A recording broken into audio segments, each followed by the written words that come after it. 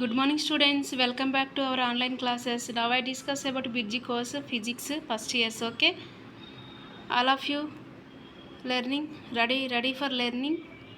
Okay, what is అంటే భౌతిక శాస్త్రం అంటే ఏమిటి? భౌతిక శాస్త్రం అంటే ఏంటంటే ప్రకృతిలోని మూల నియమాలను దృగ్విషయాలను అధ్యయనం చేసే శాస్త్రాన్ని భౌతిక శాస్త్రం అంటాం. ఓకేనా? ఆల్రెడీ ప్రీవియస్ క్వశ్చన్ నేను ఇంతకుముందు ఎక్స్ప్లెయిన్ చేశాను. ఏంటంటే సివి రామన్ ఆవిష్కరణ అంటే ఏంటంటే రామన్ ఫలితంని అంటే రామన్ ఎఫెక్ట్ సివి రామన్ ఆవిష్కరణ అంటాం. ప్రకృతిలోని ప్రాథమిక బలాలు ఇంపార్టెంట్ క్వశ్చన్ అండి. ఇంతకుముందు సివి రామన్ గురించి వచ్చింది కదా, ఇప్పుడు ఒకవేళ ఇది రావచ్చు, ప్రకృతిలోని ప్రాథమిక బలాలు రావచ్చు, లేకపోతే భౌతిక శాస్త్రానికి ఎస్ చంద్రశేఖర్ చేసిన అంశదానం కూడా రావచ్చు. ఓకేనా? ఏంటి ప్రకృతిలోని ప్రాథమిక బలాలు? గురుత్వాకర్షణ బలం అంటే గ్రావిటేషనల్ ఫోర్స్, విద్యుదయస్కాంత బలం, ఎలక్ట్రోమాగ్నెటిక్ ఫోర్స్, ప్రబల కేంద్రక బలం, స్ట్రాంగ్ న్యూక్లియర్ ఫోర్స్, అండ్ ఫోర్త్ది ఏంటి? దుర్బల కేంద్రక బలం, week nuclear force. Okay, this is the ప్రకృతిలోని ప్రాథమిక బలాలు అనేవి. మరి భౌతిక శాస్త్రానికి ఎస్ చంద్రశేఖర్ చేసిన అంశదానం ఏంటంటే నక్షత్రాల అభివృద్ధి నిర్మాణం, చంద్రశేఖర్ యొక్క పరిమితి. ఓకేనా? ఇవన్నీ ఫస్ట్ యూనిట్లో ఇంపార్టెంట్ క్వశ్చన్స్. మరి సెకండ్ యూనిట్లో చూద్దామా కొన్ని ఇంపార్టెంట్వి. కొలతల్లో వచ్చే వివిధ రకాల దోషాలు ఏంటంటే క్రమదోషాలు, యాదృచ్ఛిక దోషాలు. ఓకే, రిమెంబర్ దట్, క్రమదోషాలు, యాదృచ్ఛిక దోషాలు. మరి ఇంకొకటి చూద్దాం, ప్రాథమిక ప్రమాణాలు మరియు ఉత్పన్న ప్రమాణాల మధ్య తేడాలు ఏంటంటే ప్రాథమిక భౌతిక రాశుల ప్రమాణాలను ప్రాథమిక ప్రమాణాలు అంటారు, ఉత్పన్న భౌతిక రాశుల ప్రమాణాలను ఉత్పన్న ప్రమాణాలు అంటారు. ఓకే, ఒకే భౌతిక రాశిని వేరువేరు ప్రమాణాలు ఎందుకుంటాయి? కొలిచే పద్ధతులు వేరువేరుగా ఉండడం వల్ల ఒకే భౌతిక రాశి ఉంటుంది. ఓకే, ఇవన్నీ కూడా కొన్ని షార్ట్ ఆన్సర్స్. ఇంకొకటి నేర్చుకుందాం. సగటు వేగం ఏ విధంగా తాత్కాల వేగంతో విభేదిస్తుంది? అంటే సగటు వేగం ఏంటి? వస్తువు ప్రయాణించిన మొత్తం స్థానభ్రంశం మరియు మొత్తం కాలానికి మధ్య గల నిష్పత్తిని సగటు వేగం అంటారు. ఓకే, వస్తువు ప్రయాణించిన మొత్తం స్థానభ్రంశం మరియు మొత్తం కాలానికి మధ్య గల నిష్పత్తిని సగటు వేగం అంటాం. తాత్కాలిక వేగం అంటే ఇచ్చిన క్షణం వద్ద వస్తువు కలిగి ఉన్న వేగాన్ని తాత్కాలిక వేగం అంటాం. ఓకేనా? దిస్ ఈజ్ ద సగటు వేగం. మరి ఒక వస్తువు వేగం శూన్యమై దాని త్వరణం శూన్యం కాని సందర్భానికి ఒక ఉదాహరణ ఏంటి? ఆ ఉదాహరణ అంటే నిలువుగా పైకి విసిరిన వస్తువు గరిష్ట ఎత్తు వద్ద వేగం 0 తరుణం. ఓకే, 0. ఇంకొకటి ఇంపార్టెంట్ ఏంటంటే ఒక వాహనం ప్రయాణించిన దూరంలో సగ దూరం వడి v1తోనూ రెండవ సగం దూరం వడి v2తోనూ ప్రయాణించింది. ఆ వాహనం సగటు వడి ఎంత అంటే సగటు యావరేజ్ వెలాసిటీ ఎంత? v = 2v1 v2/v1 + v2. Okay, ఇది గుర్తుపెట్టుకోవాలి. ఒక కణ వేగ దిశ మరియు కణ త్వరణం దిశతో పోల్చితే వేరుగా ఉండవచ్చా? అవును. అయితే ఉదాహరణ ఇవ్వండి. ఉండవచ్చు. ఉదాహరణకు సరళహరాత్మక చలనం చేసే కణం యొక్క చలనం. ఇది ఇంతకుముందు 2024 పేపర్లో ప్రీవియస్ క్వశ్చన్ పేపర్లో వచ్చిన క్వశ్చన్ ఇది. ఒకవేళ మళ్ళీ రిపీటెడ్గా రావచ్చు. నిన్న రాసిన biological science bridge course first ఇయర్స్లో కొన్ని క్వశ్చన్స్ వచ్చాయి, మీరు చూసారా? ఏంటి? మామిడి శాస్త్రీయ నామం వచ్చింది, పత్రహరితం గురించి వచ్చింది కదా. అలాగే ఇప్పుడు ప్రీవియస్ క్వశ్చన్స్ నుండి కూడా రావచ్చు. ఇంతకుముందు నేను కొన్ని ప్రీవియస్ క్వశ్చన్స్ ఫిజిక్స్లో, కెమిస్ట్రీలో కూడా నేను ఎస్పెషల్గా ఆ ప్రీవియస్ పేపర్తో ఎక్స్ప్లెయిన్ చేశాను, మీరు ఒకసారి చూడండి. ఓకే, ఇవి ఏంటంటే ఇంకా అడ్వాన్స్గా కొన్ని ఇంపార్టెంట్ క్వశ్చన్స్ మీ ముందుకు తీసుకొచ్చాను. ఓకే, ఒక ఎత్తైన భవనంపై నుంచి ఒక బంతిని జారి విడిచారు. అయితే మరియు అదే క్షణంలో అక్కడి నుంచే ఇంకొక బంతిని కొంత వేగంతో క్షితిజ సమాంతరంగా విసిరారు. ఆ బంతి మొదటిగా భూమిని చేరుతుంది. సరైన సమాధానం ఏంటంటే 2 బంతులు ఒకేసారి నేలను తాకుతాయి. ఓకే, ఇది సమాధానం దీనికి. ఒక్కోసారి క్వశ్చన్ ఇంత లాంగ్ ఉండి ఆన్సర్ కూడా చిన్నగా ఉండేవి కూడా ఉంటాయి. ఓకేనా? ఇప్పుడు ఇంకా కొన్ని చూద్దాం మనం. 5th చాప్టర్లో కనీసం చాప్టర్లో ఒక్క క్వశ్చన్ అయినా వచ్చేటటువంటి పరిస్థితులు ఉంటాయి. ఓకేనా? ఒకవేళ ఒక చాప్టర్లో ఒకటి రాకపోతే నెక్స్ట్ చాప్టర్లో 2 క్వశ్చన్స్ వచ్చిన సందర్భాలు కూడా ఉన్నాయి. ఓకేనా? నేను ఎక్స్ప్లెయిన్ చేసేవన్నీ మీకు చాలా ఇంపార్టెంట్ క్వశ్చన్సే నేను ఎక్స్ప్లెయిన్ చేస్తున్నా. ఓకే. జడత్వం అంటే ఏమిటి? వస్తువు తన స్థితిలో మార్పును వ్యతిరేకించే ధర్మాన్ని జడత్వం అంటారు. ఒక తుపాకీ నుంచి బుల్లెట్ను పేల్చినప్పుడు తుపాకీని వెనుకకు నెట్టివేసినట్లు అనిపిస్తుంది. దాన్ని వివరించండి.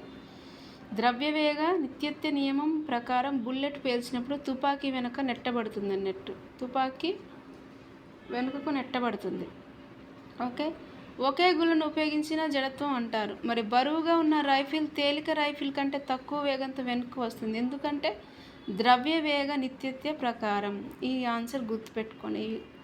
షార్ట్ ఆన్సర్స్ మీరు గన్ షాట్గా గుర్తుపెట్టుకోండి. ఈజీగా రాయగలగడానికి కొంత అవేర్ చేసుకోండి. ఓకేనా? అవగాహన చేసుకోండి. విరామ స్థితిలో ఉన్న ఒక బాంబు 2 ముక్కలుగా పేలితే దాని ముక్కలు వ్యతిరేక దిశలో చలిస్తాయి. ఏంటి?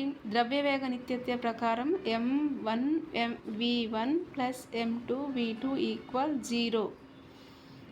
ఇంకో another question. Okay, this is important. ఏంటి? స్ట్రెంగ్త్ అంటే బలాన్ని నిర్వచించండి. వస్తువు స్థితిలో మార్పు తెచ్చేది అండ్ తేవడానికి ప్రయత్నించే భౌతిక రాశిని బలము అంటారు. ఇది కూడా ఇంపార్టెంట్. గాలి నిండిన టైర్, ఇంతకుముందు వచ్చిన క్వశ్చన్. ఓకేనా? Previous question. గాలి నిండిన టైర్లు ఉన్న కారు కంటే గాలి లేని టైర్లు ఉన్న కారు తొందరగా ఆగుతుంది. ఎందుకు? ఘర్షణ బలం ఎక్కువ వల్ల. అంటే గాలి నిండిన టైర్లు ఉన్న కారు కంటే గాలి లేని టైర్లు కారు తొందరగా ఆగుతుంది. అందులో ఘర్షణ ఎక్కువ ఉండడం వల్ల ఆగుతుంది. ఓకేనా? బలం వల్ల పని జరగని పరిస్థితులు.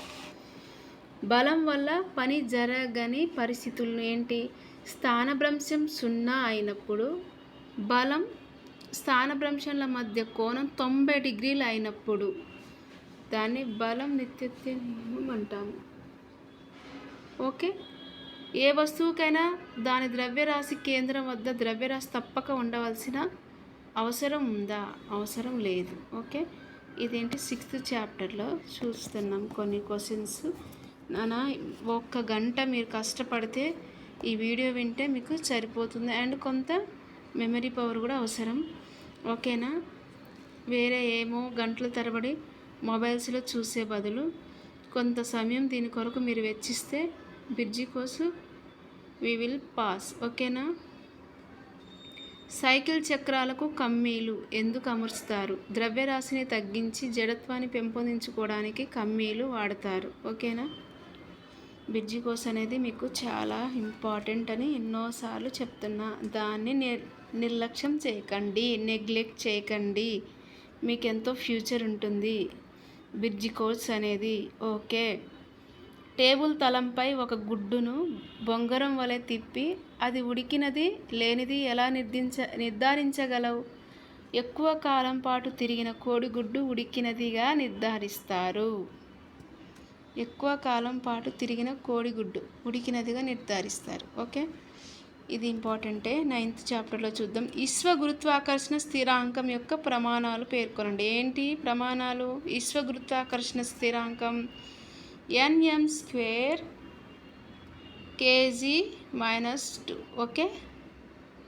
ఒక భూస్థావర ఉపగ్రహం పరిభ్రమణ వర్తన కాలం ఎంత?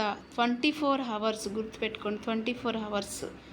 ద్రవీయ ఉపగ్రహాలంటే ఏమిటి? భూమి ధృవాల చెట్టు పరిభ్రమించే నవగ్రహాలను ధృవ ఉపగ్రహాలు అంటే భూమి ధృవాల చుట్టూ పరిభ్రమించే నవగ్రహాలు. ఇక్కడ తప్పు ఉన్నట్టుంది. ఓకేనా? చెట్టు కాదు, మిస్టేక్ ఉంది ఇక్కడ. మరి నెక్స్ట్ చాప్టర్ చూద్దాం. ఓకే. 10th చాప్టర్లో ఇంపార్టెంట్ ఏంటి? ప్రతిబలానికి ప్రమాణాలు తెలపండి. ఏంటి?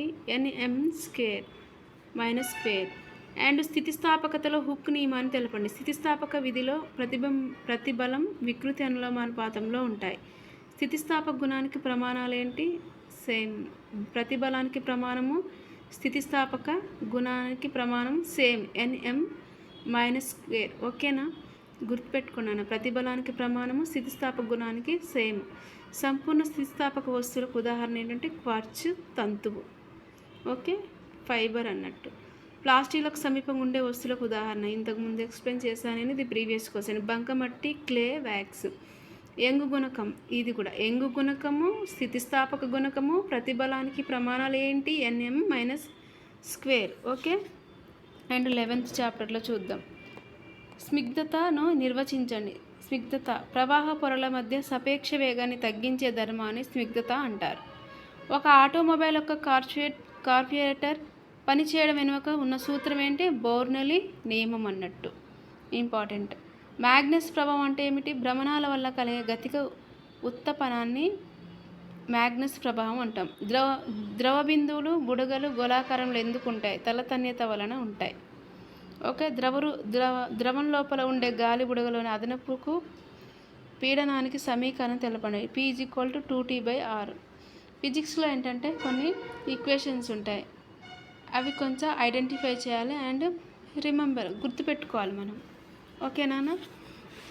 ఇదైతే నాకు కొంతమంది అడిగారు students, physics and chemistry questions short and long answers explain చేయండి మేడం అని. వాళ్ళ కొరకు ఎక్స్పెషల్లీ నాకు వర్క్ ఉన్నా కానీ వారి కొరకు నేను ఈ వీడియో చేస్తున్నా. ఇది మీకు యూజ్ఫుల్ అవుతుందన్నానా. అండ్ జస్ట్ నాట్ పాస్, ఎక్కువ మార్క్స్ రావాలి నేనైతే ఆశపడుతున్నాను నన్ను అడిగిన మరి స్టూడెంట్స్ని బట్టి అయితే. ఓకేనా. మీరు నిజంగా శ్రద్ధగా జాగ్రత్తగా కాన్సన్ట్రేషన్ చేసి ఈ యొక్క వీడియో విని అండ్ ఈ ఎక్స్ప్రెషన్ విని అండ్ నోట్స్ రాసుకోండి. ఓకేనా. ఖచ్చితంగా you will get okay score. స్పర్శకోణం అంటే ఏమిటి, ఘనతలం ద్రవము కలిసే బిందువు వద్ద ద్రవ అంతర్భాగంలో ద్రవతలానికి గీసిన స్పర్శరేఖకు ద్రవంలో ఘనతలానికి మధ్య గల కోణంను స్పర్శ కోణము అంటారు. ఓకే. మరి ఇంకొక క్వశ్చన్, ఇది ఇంపార్టెంట్. జల సంసక్తకాలు అంటే ఏమిటంటే స్పర్శ కోణం పెంచేవి జల సంక్తకాలు, మరి స్పర్శ కోణం తగ్గించేవి జల అస్తక్తకాలు. ఓకేనా. బోర్నౌలి సిద్ధాంతం ఏంటి అంటే విమానం గాలిలో ఎగరడం అనేది బోర్నౌలి సిద్ధాంతం. ఓకే. బోర్నౌలి ఇది కూడా ఇంపార్టెంటే. ఇంతకుముందు ఏం అడిగాడంటే స్నిగ్ధత అడిగాడు, ఇంకా మ్యాగ్నస్ ప్రభావం. ఇప్పుడు ఒకవేళ బోర్నౌలి సిద్ధాంతం అంటే ఏంటి అని అడగచ్చు. బాయిల్ నియమం అడిగాడు ఇంతకుముందు, మళ్ళీ అడగచ్చు. ఓకేనా. ఒక ఘట్టం ద్వారా నీరు ప్రవహించినప్పుడు ఆ నీటి ప్రవాహంలో ఏ పోరు అత్యధిక వేగంతో మరియు అత్యల్ప వేగంతో ప్రవహిస్తుందంటే మధ్య ప్రాంతంలో ఎక్కువ వేగం, గొట్టం తలాల వద్ద తక్కువ వేగం ఉంటుంది. ఓకే. 12th యూనిట్ చూద్దాం. ఉష్ణం మరియు ఉష్ణోగ్రత మధ్య తేడాలు ఏంటి, ఉష్ణ శక్తి స్వరూపం, ఉష్ణ కొలమానం, ఉష్ణ ప్రమాణం, కెలోరీ, ఉష్ణోగ్రత ప్రమాణం, కెల్విన్ అంటే ఉష్ణోగ్రతని కెల్విన్లో కొలుస్తాం. ఓకేనా. ఇది కూడా ఇంతకుముందు వచ్చిన క్వశ్చనే. ఫారెన్హీట్ ఉష్ణోగ్రత మానాల్లో ఊర్ధ్వ స్థిర విలువలు ఏంటంటే 32 degrees Fahrenheit to 12 degrees Fahrenheit. F అంటే ఫారెన్హీట్ అని అర్థం. ఓకే. సెల్సియస్ అంటే C అని అర్థం. మరి వేడి చేస్తే పదార్థాలు సంకోచిస్తాయి. ఉదాహరణకి ఏంటి, టైపు లోహం. ఓకే. రైల్వే ట్రాక్పై 2 వరుస రైలు పట్టాల మధ్య ఖాళీ ప్రదేశం ఎందుకు వదులుతారు గెస్ చేయండి నాన్న. వ్యాకోచం పూరించడానికి. ఓకేనా. ద్రవీభవన గుప్తోష్ణం అంటే ఏమిటి, స్థిర ఉష్ణోగ్రత వద్ద ప్రమాణ ద్రవ్యరాశి గల పదార్థంను ఘనస్థితి నుండి ద్రవస్థితికి మార్చుటకు కావలసిన ఉష్ణరాశిని ద్రవీభవన గుప్తోష్ణం అంటారు. ఇది ఇంపార్టెంట్. వంట పాత్రలకు నల్లటి రంగు ఎందుకు పూస్తారు, ఇంతకుముందు వచ్చిన ప్రీవియస్ క్వశ్చన్. ఓకే. నలుపు రంగు ఉష్ణ వికిరణం యొక్క సంపూర్ణ శోషకంగా పనిచేస్తుంది. నలుపు రంగు అనేది ఉష్ణ వికిరణం యొక్క సంపూర్ణ శోషకంగా పనిచేస్తుంది. వంట పాత్రల అడుగు భాగాన్ని రాగితో ఎందుకు తయారు చేస్తారు అంటే రాగి అనేది ఉష్ణం యొక్క ఉత్తమ వాహకం కాబట్టి. ఓకే. వెంటిలేటర్లను గదిలోకి ఇంటి పైకప్పు కొద్దిగా కిటికీ అమరుస్తారు. ఎందుకంటే వేడి గాలి బయటకు వెళ్ళుటకు వీలుగా వెంటిలేటర్లు గదిలోని ఇంటి పైకప్పుకు కొద్దిగా కిందికి అమరుస్తారన్నట్టు. 0 డిగ్రీ సెంటీగ్రేడ్ వద్ద మానవ దేహం ఉష్ణాన్ని వికిరణం చేస్తుందా, ఉష్ణ వికిరణం చేస్తుంది. ఉష్ణ బదిలీకి సంబంధించి విధానాలు ఏంటి, ఉష్ణ వాహనం, ఉష్ణ సంవహనం, ఉష్ణ వికిరణం. వాహనం, సంవహనం, వికిరణం. ఏంటి? ఉష్ణ బదిలీకి. ఓకేనా? ఉష్ణ వాహకత్వ గుణానం ఏంటంటే ఏకాంక వైశాల్యం, పొడవు గల తలాలు. ఎంత ఈజీగా ఉన్నాయి కదా ఈ క్వశ్చన్స్. One line 1 mark. హరిత గృహ గ్రీన్ హౌస్ ప్రభావం అంటే ఏంటి? భూమి విడుదల చేసే పరారుణ కిరణాలను వాతావరణంలో ఏంటంటే carbon monoxide and nitrous and CFC అంటే కార్బన్ ఫ్లోరో. ఓకే, అవి కార్బన్ మోనాక్సైడ్ అన్నట్టు. హరిత గృహ వాయువులు గ్రహించి భూమి వేడెక్కడానికి దోహదపడుతున్నాయి. ఇలా భూమి వేడెక్కడానికి హరిత గృహ ప్రభావం అంటారు. గ్లోబల్ వార్మింగ్ హరిత గృహ వాయువుల వలన ఏర్పడుతుంది అన్నట్టు. భూమి ఉష్ణోగ్రత పెరగడాన్ని గ్లోబల్ వార్మింగ్ అంటారు. ఓకే, వేసవి కాలంలో భవనాలపై కప్పుకు తరచుగా తెలుపు రంగును ఎందుకు పూస్తారంటే తెలుపు సంపూర్ణ పరావర్తకం కావున తెలుపు రంగును పూస్తారు. ఇంకా చూద్దాం కొన్ని. మోలార్ విశిష్టోష్ణ సామర్థ్యం ఏంటి? 1 మోల్ వాయు ఉష్ణోగ్రత 0 డిగ్రీ సెంటీగ్రేడ్ పెంచడానికి అందించవలసిన ఉష్ణాన్ని స్థిరగాని పరిమాణం వద్ద విశిష్టోష్ణం అంటాం. ఉష్ణ సమతా స్థితిని నిర్వచించండి. ఏంటి? వ్యవస్థ స్థూల రాశుల కాలం